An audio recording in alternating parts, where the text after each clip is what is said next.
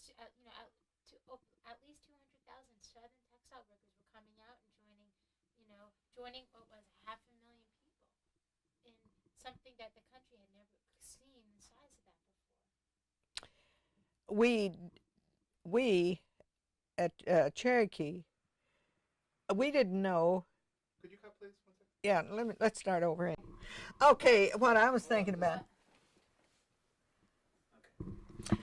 At the time of our strike, we didn't know, and possibly nobody else knew, how widespread that strike was going to be. So we were concentrating on our own little local situation here. But then when we did find out, and of course the only way we had to find out then was through the radio and the newspapers what was going on in other places.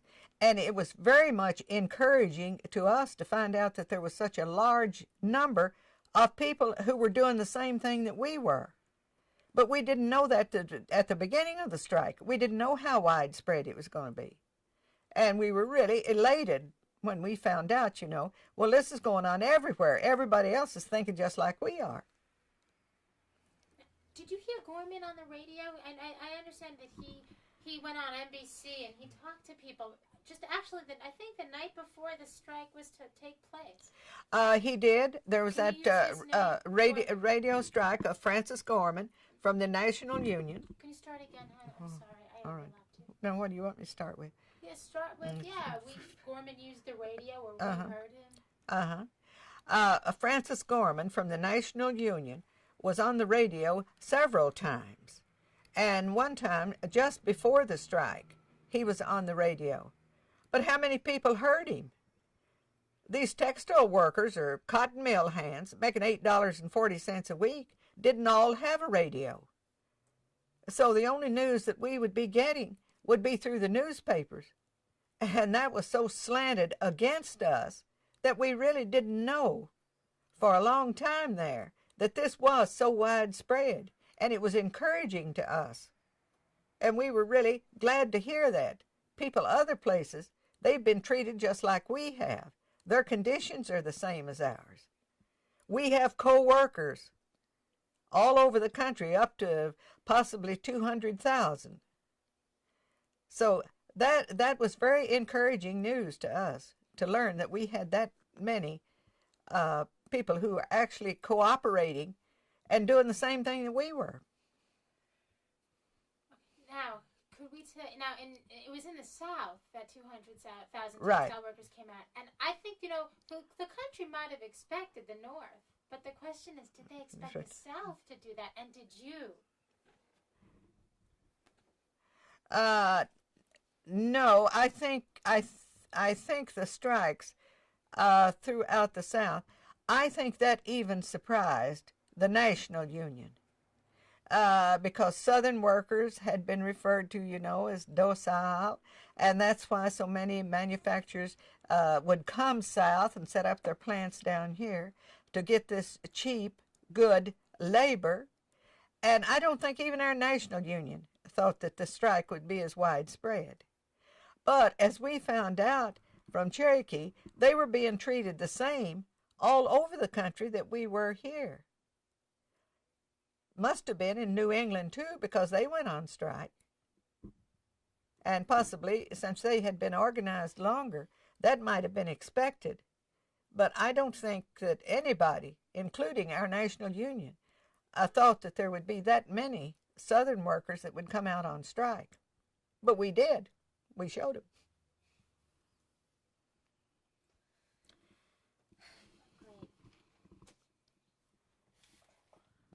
In the North, we made up 500,000 textile workers that were coming out and making a public statement to this country.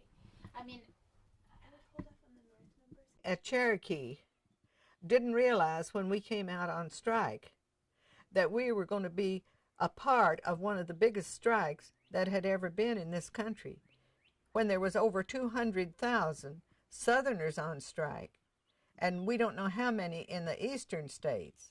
And then that was very encouraging to us to think that textile workers all over the country are thinking the same thing we are, that conditions have to be changed. Did that get it in there? I got it in there. Can you do it again, though? What? It won't be the same. That's okay, Lucille. But let's think about it. Sometimes words, Yeah. we get lost in words. But think about how many people. Think about Southern textile workers now. Think about where people were emotionally at one point, and then they come out like that. Get this, because But okay, take a breath though. now After you wait, think I do like to get that part in there that we didn't realize at the time that it was going to be that big. I think that ought to be in there. All right, you want to do that? Let's try it again. Okay. Okay. You can speak slowly about this and think about it because it's a big deal. Yeah, it may be, but I'm not. Okay, we ready? Well, All Okay, right. Judith. All right. At the time that we come out on strike at Cherokee, we didn't realize that this was going to be one of the largest strikes that had been in this country up until that date. We were only thinking about what we could do here at Cherokee. And then we realized that mill workers all over the country were thinking the same thing that we were. Now, possibly, we have some power. We can do something for ourselves. We can help to get better wages, hours, and working conditions, the things that have been horrible all these years. Now maybe we have a chance. We do have a chance to remedy that situation. And our co-workers all over the South and in the New England states are joining with us to get this. So what we need to do now is go forward with it. We've started it. Let's finish it. How's that? great. Okay, we got it great. Did you think that you were really challenging also a social system here? No, we was thinking about the cotton mill. We weren't thinking about Yeah, anybody but else. didn't the cotton mills, particularly in the South, didn't that also mean politics? Didn't that also mean a social structure? Didn't that mean that Remember now, economic we were basis? in the Depression days. We was thinking about that old paycheck. I know that, Lucille, but I just don't believe that people can come out in such numbers if they're also not thinking about their role as citizens and the fact that they are doing something that is markedly different. I just think that you all must have been imbued with something that wasn't just about hours, wages, and working conditions. Do you realize that all of those people working in those mills, including me, were very uneducated at that time? High school was all I had. Most of them didn't even have 5th grade. So they weren't thinking about community. They're thinking about this paycheck next week. How am I going to eat? How am I going to live? I don't think they had any particular social feelings about it at all. That paycheck, you're hungry. It's Depression days. I don't think we had any community spirit there. We can put something in there if you want to. You really don't think so? No. But how come you went on strike? That makes no sense if you're thinking about the paycheck. Well, to get a better pay, yeah, to get a Judy. yeah, Talk to me. but to get a better paycheck. See, you're in the Depression, and it's awfully hard to teach a hungry person anything about economics or their social activities when they're there. So what they were working for was those 3 things that we've repeated over and over: hours, wages, and working conditions. So I doubt that there was any feeling about building a community or helping anybody else. I don't think so. Lucille, did you help one another? Yes, we did. We certainly did. We helped one another. So doesn't that, in a sense, start that feeling of some sort of greater social thought, even if it's just? I don't know. I don't know whether. Can you teach social thought to a person who can't read and write? I don't know. I don't know how you do it. I think you did. I think you did that. You talked it. You talked about a better way of life. You talked about we have rights as individuals. We're no longer lint heads anymore. I think you are downplaying something that was much bigger. Well, maybe we did. Okay, how do you want me to say it? Well, you don't. Well, you have to believe it. But I just maybe I need to show you some pictures and look at the faces of some of these workers. No, let's go ahead with this. let's get this over. What else we got now? You say, Judy, you probably don't get it. Who are you? Know you can talk to you. All young people might not get it, but 200,000 Southern textile workers coming out against great odds, and they were, Lucille. It wasn't just losing a job. Right. They sent the militia out. Come on, these mill owners were really very much a part of the local government. They had a lot of power. Why do you think they got an injunction against you? Of course they got an injunction against us because they were against us. They were against us. The whole, what you might say, the public was against us. We had laws, but they weren't any help to us. So the whole structure was against us. The whole community. Were lint heads allowed to try to say, I'm allowed to have a better life like this? I mean, was that really well, what during this strike, we did. After we organized, we did. Then people, they started to realize, well, I have a right. I have a right to say what I want to say. Now, do you think that was one of the reasons why the government sent, why these local mill owners could call up the governor? I know they didn't do it in Tennessee. They did it in North and South Carolina, and they did it in Georgia, to call up the National Guard to come in and challenge these strikers and make it possible for loyal people to go in and get their jobs. You must have heard about that. Oh, sure, we had. Tell me about that. Well, see, they had an injunction against us here, and in other places, they were calling out the National Guard. We didn't have real violence here, and I don't think they had violence that was that real other places. But they did call out the National Guard and the militia, I suppose, just to keep peace, and that wasn't right, because we thought that we had laws that would protect our freedom of speech, and that we could picket and do what we wanted to. However, those laws broke down. They weren't of any help during the strike, because they did send out the militia, and they sent out the state guard and policemen, deputy sheriffs, and all those people. So in a way, we did not have that right. We came out in protest because we didn't have it. Does that answer you? Yeah. And did you hear about what was going on? I mean, in terms of when you started to hear about violence, you must have heard about Hunyapath. Oh, yeah. The 6 people, the 7 people who were murdered. You must have heard about the guards actually, actually killing people. Could you talk about what happened when you started to hear this, and what that made you think about the local governments here? Let's see now. Let me get that straight. Okay. When we heard about the violence, and we certainly heard about the violence, that was the part of the strike that we heard about all the time, of the violence that was going on, and about the highway patrol, the deputy sheriffs, and all of those people coming out to fight the strikers. We were wondering what has happened to these rules and laws that we have that were supposed to protect us. And there was enough, by the sheer numbers of the mill workers that came out, showed that we did know that we had rights, and we wanted to show that we could take advantage of those rights.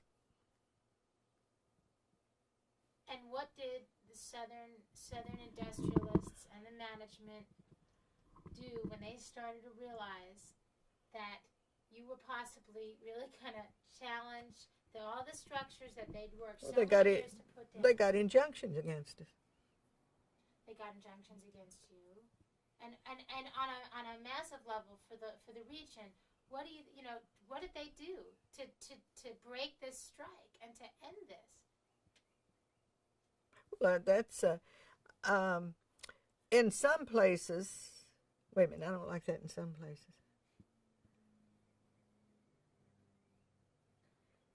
Well, actually, our strike was broken here because we weren't getting any strike benefits. They had an injunction against us to where we couldn't meet. And then all over the country, as we heard it here, they were going back to work. The strike was being lost. And I think the strike, I don't think it was lost in one day. I think it was lost over a short period there of what we would read about what is happening in other places, that they were using the National Guard against those people, that they were breaking up the strikes. And it was really a discouraging time then to think about it, because we were losing the strike. And how did you feel? You know, you wake up in the morning and you have this responsibility to this you know, you're one of the leaders of the strike. I don't know, were you president of your local by then? By then I was. You were? By the Yep. time of the strike? Yeah. Oh, well then you have to tell us that. What changed you became from secretary to president? Because the president of our local union here, he had a family, and he was an itinerant preacher, and he went somewhere. I don't know where he went, but he left town. Nobody blamed him. He had to have a paycheck. So when he left, I was elected president. I was the most talkative and active one in the union. So I was elected president and had the responsibility of running that strike, which, having had no previous experience, I had a hard time doing that. So let's go to the end of the strike. Now, what kind of communication came to you that the nationwide strike was going to be over and people were going to start going back to work? Let's see, wait just a minute. I don't remember. Did we get a telegram? How was it announced? How was that announced that the strike was over? Well, I'm trying to think. so it was newspapers. I'm sure you must have gotten. I think we must have. I'm telegrams. thinking about a telegram.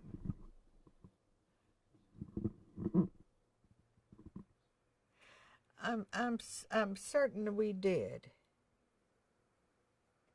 And the telegram was sent. Wait a minute. I'm thinking now.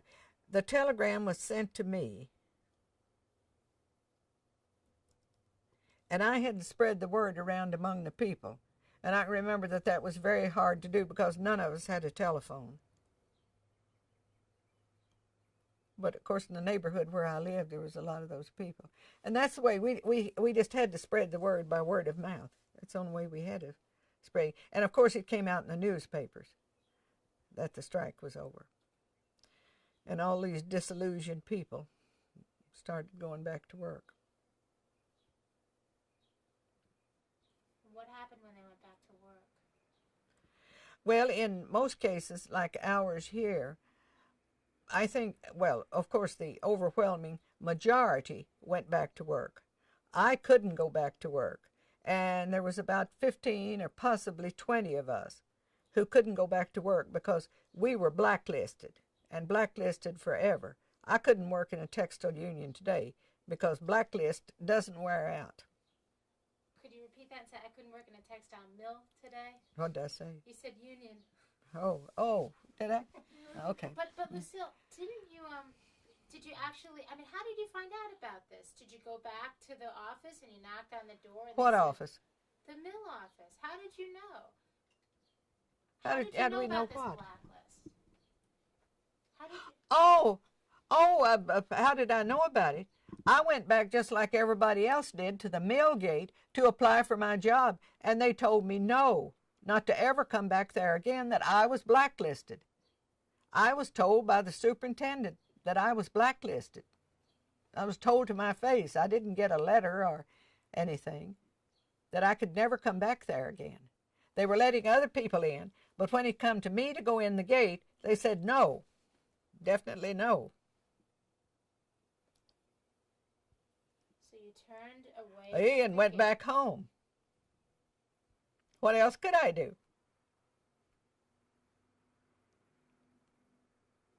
How'd you feel? Well, at the time, I guess I wondered well, what am I going to do? I'm blacklisted and haven't worked anywhere else. What can I do? So I just started wondering where I was going to find a job. And of course, being blacklisted, I couldn't get a job. Nobody else in Knoxville would hire me. There wasn't any store or restaurant or anything like that that's going to hire a blacklisted person. I suppose they thought I was violent or something like that. But I couldn't find a job here in Knoxville. And I finally did get a job with the help of some friends at TVA as a file clerk. Now, Lucille, and when you walked away from that gate, did you think to yourself, did I do the wrong thing? Should I have stood up and spoke out like this? I mean, did you start to question your own motivation? Oh, I definitely did. Okay, can you start with when I walked away from the gate and think about what was in your head? When I walked away from the gate after being told that I was blacklisted, for just a short time there, I had guilt feelings. Maybe I should have done this. Maybe I should have done that. I was taking the whole responsibility on my shoulders. You know, I should have done this. And then I thought, well, it's not only here, it's lost everywhere. Is that what you want me to say? No, I want you to think about it and tell me the truth. Did you and be I don't. Well, I just felt guilty that I hadn't. Did you feel guilty? Yeah, that maybe I hadn't done everything I should have done.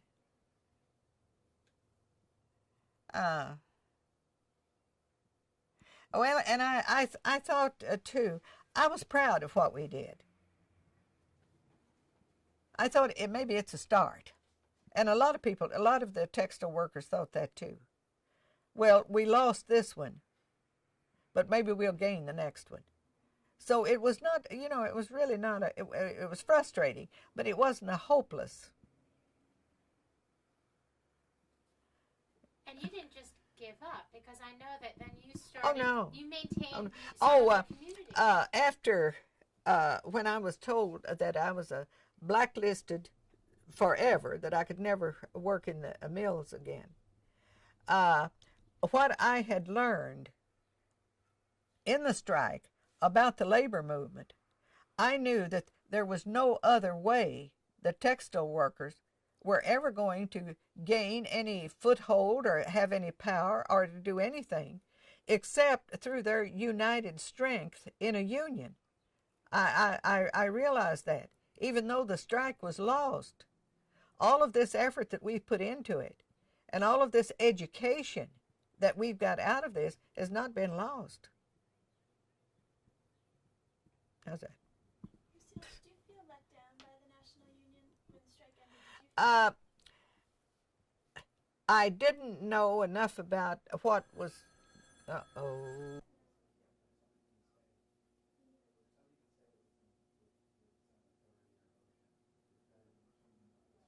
I hope so.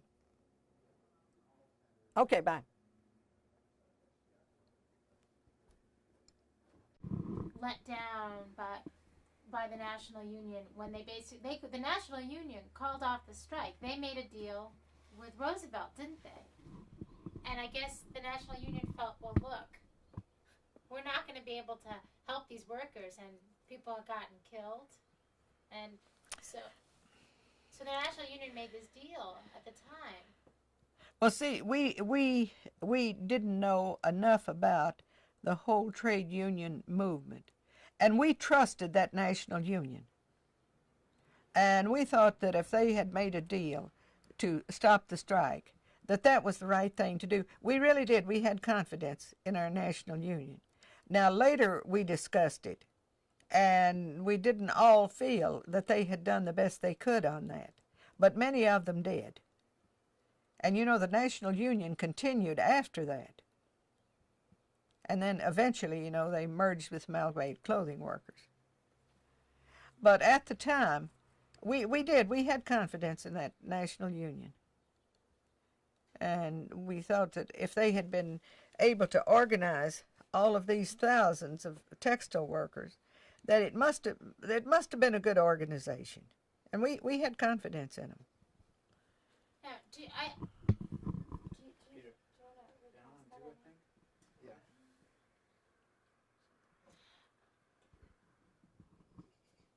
Can you stop running for a sec? Union. I think they were just hoodwinked up there, that they didn't, they made a deal with the government somehow. And nobody ever knew for sure what that deal was. Did you all ever find out what it was? If they'd call off the strike, they'd do something. They'd get their jobs back.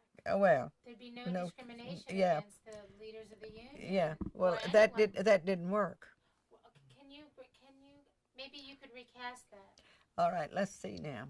That was the deal, I think. And also the point being that government. Without discrimination, Exactly. Right. but that didn't happen. And then right. And that didn't happen because management had never said that they would comply with the agreement. That's right. They should have had management in on that agreement if they was going to have an agreement at all. But okay, let's try one there now. Okay. Wait a minute. Let me get my knee here keeps my mind going. Hold it just a minute. In order to settle the strike. You want to look at me? Oh yeah, in order to settle a strike. Okay, That's a good way to bring it up. In order to settle a strike. Yeah. Okay. Okay. In order to settle the strike, our national union, United Textile Workers of America, made an agreement with the government that they would call off the strike if the government would guarantee that all of the workers would be put back to work without discrimination. We trusted our national union. We thought that was a good agreement. We're going back to work with no discrimination. But it didn't work out that way. When we went back to get our jobs, there were people all over the South in the same position that I was that was told at the mill gate, no, you can't come in. You're blacklisted. Now, did that get that in?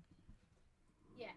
Don't worry about getting it in. So when you finish a story, Okay. just let Okay. go. You I'm going have to say to get it in. Okay. I'm telling you, it's all good. So don't Okay. worry about Oh, that. go ahead. Now what? Now, but the thing is, can you imagine? I mean, you knew Southern management. You knew the Southern. Oh, I should have put industry. that in there. Okay, yeah, Yeah. but maybe we'll put it in now. I mean, Roosevelt made a deal with basically the textile industry, which was probably majority Southern. But you knew Southern management's attitudes, didn't you? That's right, Probably and they knew it better than didn't. Roosevelt did, And they didn't you? didn't carry it out. Okay, let's wait a minute. Let's put that in there. Okay, look at me. Right. Don't worry about it. This agreement that was made between our national union and the government, which was Roosevelt, it seemed to us that that was a good agreement, and we trusted our national union because the agreement was that the textile workers would go back to their jobs without discrimination.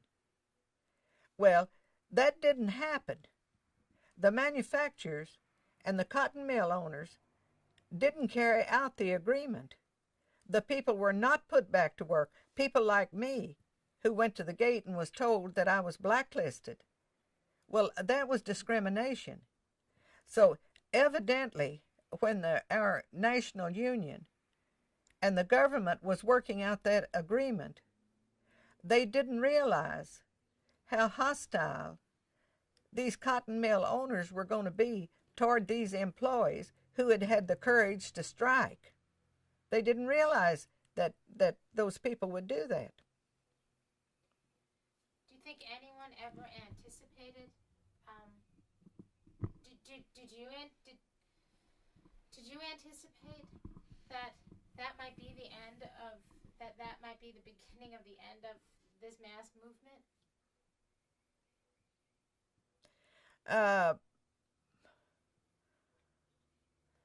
Yes. Wait. Yeah. I think we could say it like this: that in a way, when the workers saw that the agreement between the National Union and the government was not being carried out, that was really discouraging to them, to wonder, well, what can we do next if we can't trust our government, if we can't trust our National Union. But I think that feeling, with all the love and admiration there was for President Roosevelt then, and these people so strenuously looking for a way out of their way of life and to improve themselves, they soon thought and realized, like I did, that the only way a worker can improve their life and to gain any strength at all is through unity, and that unity has to come through the labor movement. So here you're at the gate, you've just been told that you're blacklisted, you turn around, and from what we understand, you continued right then on with a lot of the other blacklisted textile workers. You didn't let your union fall apart. No. Talk about that. We kept our union together just as long as we could after the strike. Could you start that sentence again? I heard. It was just a car horn. Truck horn. Okay. Okay. After the strike was settled, we tried to keep our union, our local union, together here, and we did for a while. And then it began to disintegrate because the people had gone back to work, the ones who had gone back to work, and we blacklisted ones, and frankly, they were afraid. They were afraid to get too active in the labor movement. I wasn't. I had nothing to lose. I was blacklisted anyway. So I joined the American Federation of Government Employees at TVA when I went to work there, and I was back in the labor movement then full time for 36 years. At the time, you were working at TVA, but still maintained Right. your UTWA chapter to try to get Right. people their jobs back, Right. didn't you? Right. That's quite a feat. I tried, but it failed too. It really failed. Before we get to the failure part, let's talk about what you did to try. How many people were still left in your collective? I mean, I think of that as some kind of success, that even after that you were able to maintain some sense of your local union and your community that you'd had together. Well, we continued to have our meetings there. In fact, being the last president of the local union, I was the one to call the meetings. And I still tried to have those meetings. And the meetings, at first, they were rather enthusiastic. But then also there was some discouragement there, that we have been out here on the picket line, and we have done all this, and we haven't gained anything. And still there was a feeling among some of them that the labor movement is our only, that's our only chance. What else could we do? Where we have to join with a group of our people. So we held it together for a long time there, trying to keep it going. I didn't want everything that we had learned through this strike to be wasted, and I don't think it was. So you wrote letters? We wrote letters, we did everything. Start that sentence All right. again? Try to be specific in terms of writing letters to get your jobs back, or who you wrote your letters to, and if there was a feeling of, what that feeling was that you all had in trying to do that.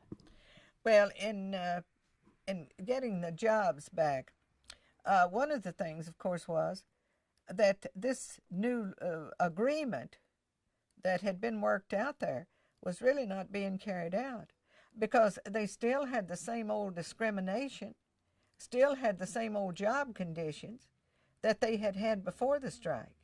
So actually what a lot of the letters were about was that we want changes made here. So we would devote a whole meeting to writing letters. And we'd write to our senators, we'd write to the president, we'd write to Mrs. Roosevelt, we'd write to the mayor, to anybody that we thought could help us. And I think eventually it did help us. At least it brought attention to our plight. So you said that you went on afterwards for the next 36 years. Yeah.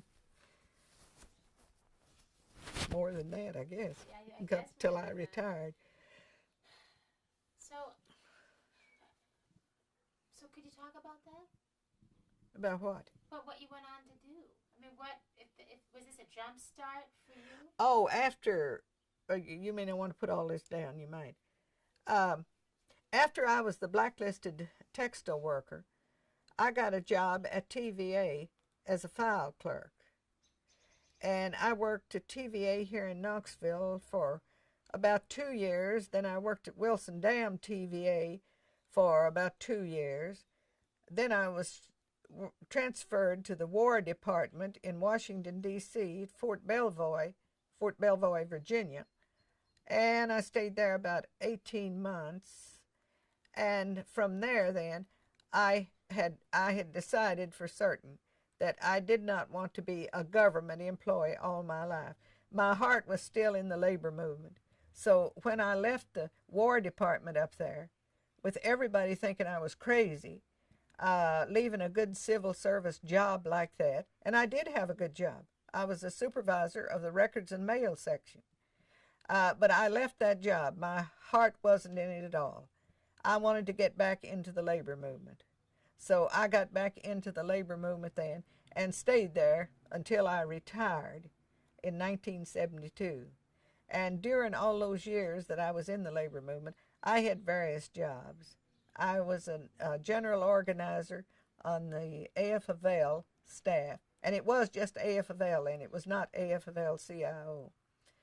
And I continued as an organizer there until I got a scholarship. The AF-AVAIL gave me a scholarship to Ruskin College at Oxford, England in 1947. And over there I got a scholarship upon a scholarship to study a month in Holland. And I went there, and after my term over there, after this long tenure over there, I came back to Knoxville and started organizing again. And then Organizing what? Organizing glove workers. Let's see, I organized glove workers here, and went back into one of the hosiery mills, and I did that for a short time. And then I became associate editor of the East Tennessee Labor News. But all this time, I was organizing on the side. I was helping the organizers who would come to town. If they came to town to organize, say, painters, construction workers, factory workers, places like Rome Haas that we had here, and the foundries and all, I helped them, and marble workers particularly. I helped with those. I helped any organizer who would come to town. And then I was associate editor of the East Tennessee Labor News, and was on that job. In a few years, I was made editor, and I was on that job then until I retired in 1972.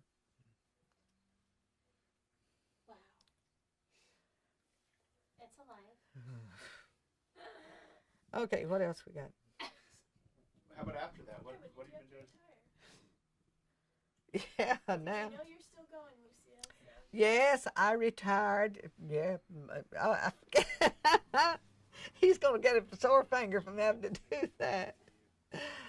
I Stop a sec. Should I move that? Okay. After I retired in 1972, when I retired, I decided that I was going to learn to crochet, and I was going to sit on the front porch and rock and not ever work again. Draw my Social Security check and live like that on what they call a fixed income. I stayed retired. I visited friends and went to all the meetings that I wanted to. And after 3 weeks, I started back to work again. I started back to work for the Community Action Committee in their Office on Aging department. And I have been there ever since. I just work part-time, but I like it. I like that job. And I found out I couldn't live without working. I have to be doing something. I have to be in that workforce. What do you do at the Community Action Project? That's honest. That advocates for senior citizens in a way that was even similar to what you were doing before? Yes, it is. It's what we are doing is helping people, and of course that's what we were doing in the labor movement, helping them in their daily lives. And what I do there, I work in the transportation department and get rides for people to go to the doctor. You know, there's so many senior citizens who, for different reasons, maybe they don't have a car, maybe their eyesight's too bad to drive, maybe they've lost their license.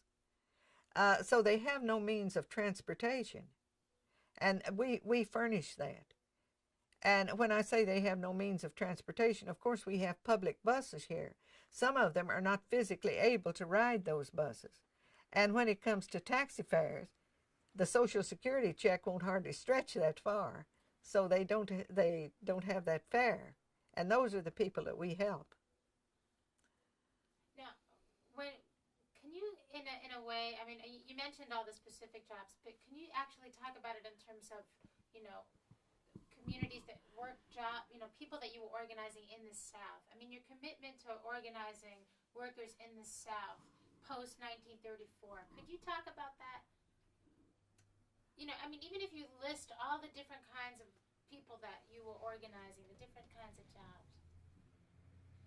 Well, what is it? What is it now you want to know? I wasn't You listening. started to when you mentioned glove workers and you mentioned marble. Oh, I just helped out with. I just helped the organizers who would come here with those.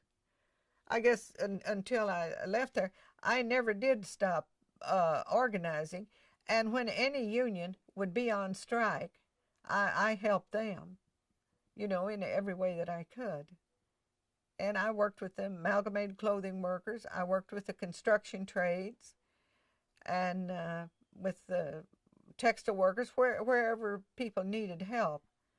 I helped with that because just being editor, a first associate editor and then editor of a weekly paper was not really full-time work, so I could still devote time to organizing and helping with that. Now, from what I read in your scrapbook, that the reason that there were a number of other textile workers who were given jobs at the TVA who were also blacklisted. Did they make a space for blacklisted textile workers there? Let's see, wait a minute. How did they do that? And I guess. Oh, the TVA was very good to the strikers. I don't think they were giving them any special consideration, except they knew that there was this whole group of people.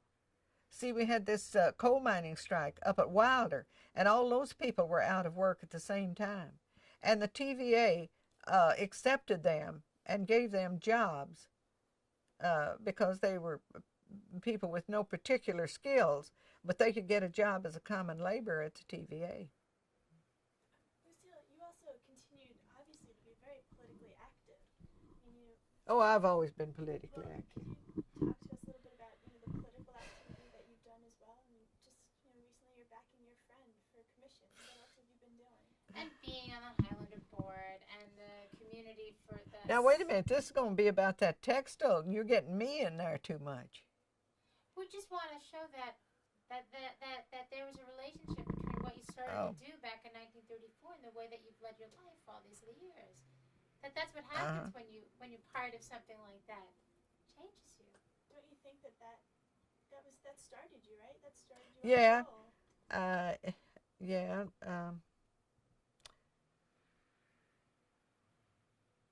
Let's see.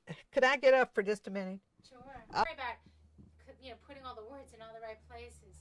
Just think about after that work, that anger.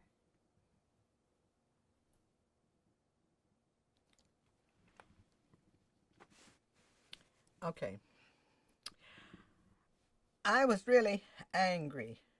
I was mad from being blacklisted. Because, for one thing, I knew that I was a good cotton mill hand. I was a good winding machine operator. But here I was blacklisted for trying to do something. I think it was, maybe I was sorry for myself.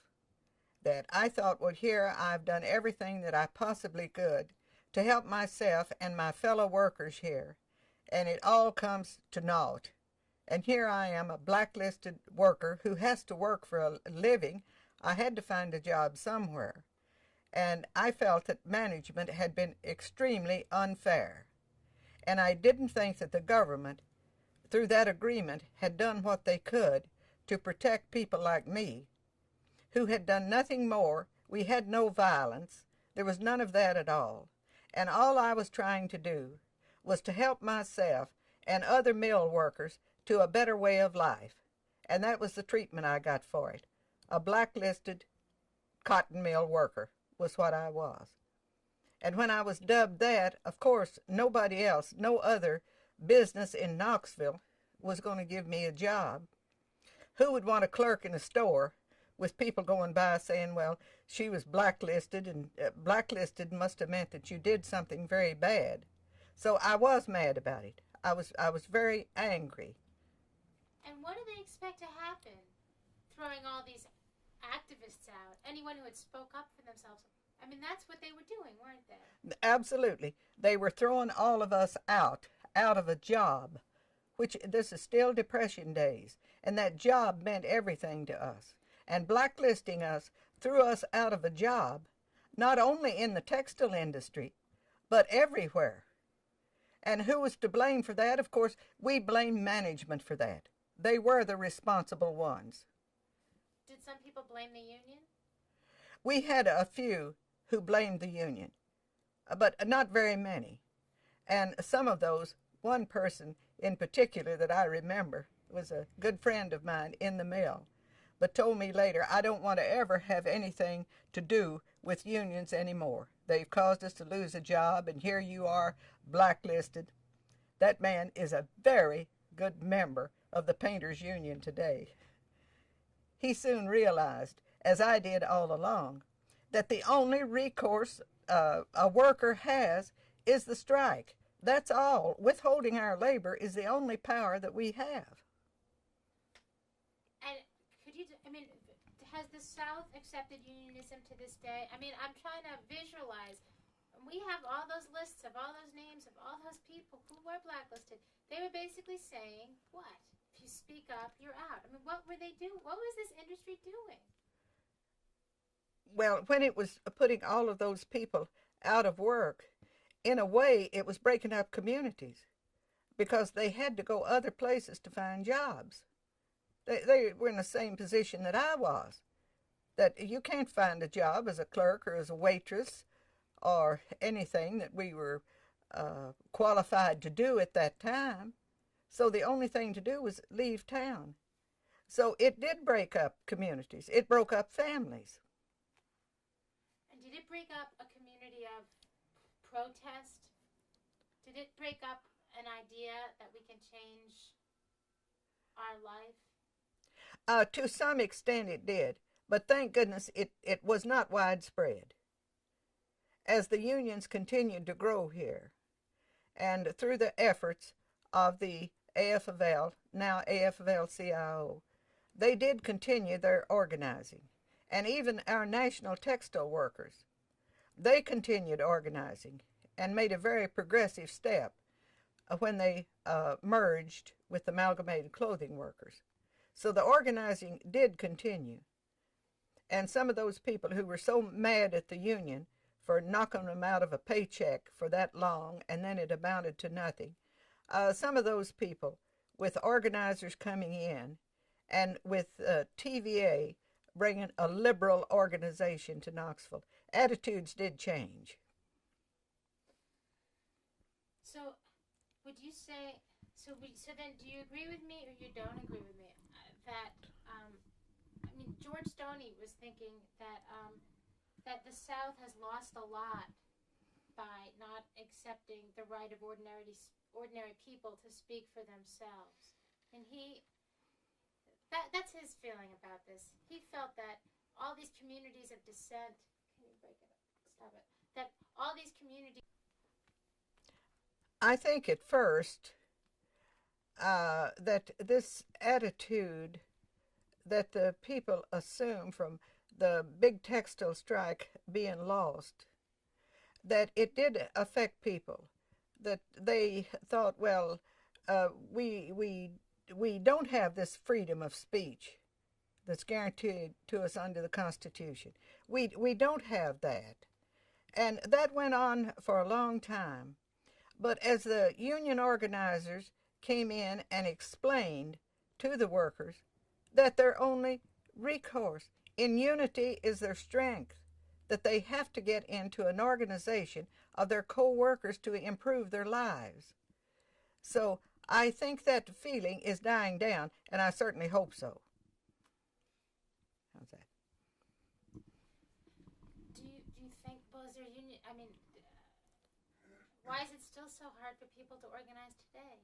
I mean, why is that? Is there a connection? Do you think that, I mean, from what we know, it's really very, very difficult to organize unions today. And maybe necessarily union isn't the only, model, but it's still so difficult. And I think that's why they asked us to make this movie, was to try to make a connection between a big, big, big attempt and one that some people think was a real failure, and the fear of God, and all this fear that was really put into people. I'm sorry. I'm just go going ahead. off on it. Now, wait just a minute. Now, Okay. that fear of unions and of organized labor did spread because, see, so many people were affected by that textile strike. Families, friends, acquaintances, and just the general public. They felt, well, they lost that strike. I never did think the strike was completely lost, because no organizing is ever lost. Once you teach people and try to train them and help them that way, that little seed that you have planted there, it will eventually grow, because they knew then that even though we had lost that strike, that they had no other recourse. But it was widespread. And I think that strike had a lot to do with people having fear of unions, particularly in the South, where it was so widespread and affected so many people, that it did have. And it took the labor movement many years to overcome that fear. And possibly some of it still exists. Did that answer it? No, I shouldn't have said that. No, that was great. I thought we was going to talk about politics. What is on that paper? Politics. Oh, this was just something. You want to? I want to hear about politics, Lucille. What? I want to hear about We your want to hear political- what you went on to do politically. Okay. Well, now I'm going to put some of this in just for the fun of it, and you all can cut it out later because you need to know it. Okay? Okay, you need to know it. I have always been interested in politics because I came from a political family. My father was a justice of the peace up in Jefferson County for 32 years. And I can remember just as a little girl, a very little girl, up there on election day, I would try to stay awake at night. They counted the ballots. Well, the election was announced from Dandridge, which was the county seat of Jefferson County. And I can remember waiting for my daddy to come home to who was elected, who got elected.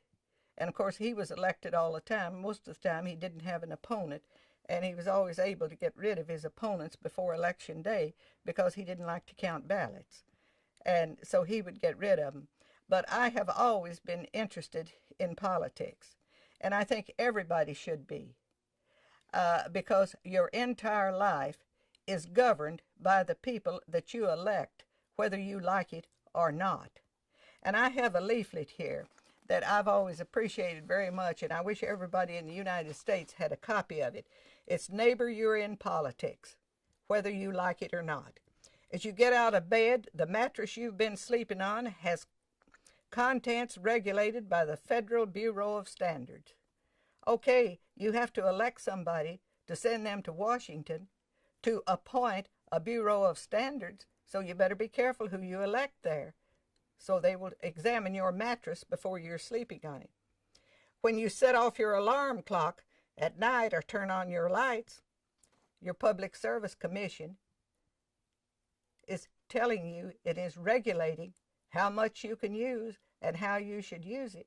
Well, where does that Public Service Commission come from? It comes from the governor of the state who appoints that commission. So you better be interested in who you elect governor. And it goes on and on. There's no area of your life that is not affected by politics, because it's all run by the officials that we elect. And I've always been interested in who's going to elect. And when I watch politics, I watch to see, well, how is this senator going to vote on this? How's that congressman going to vote? How's my city councilwoman? And I do have a city councilwoman here. Of how she's going to vote on this. And then the next election comes up, you can gauge them by their vote. So to me, politics is extremely important. It's very important that everybody should know that. All city, county, and state employees are hired by officials that you elect, that we elect. So we better be very careful who we elect. And that's one thing that I think the labor movement does do a good job on. The AFL-CIO really examines those records before they make recommendations to their membership as to how to vote. To me, that is one of the most important things that they do.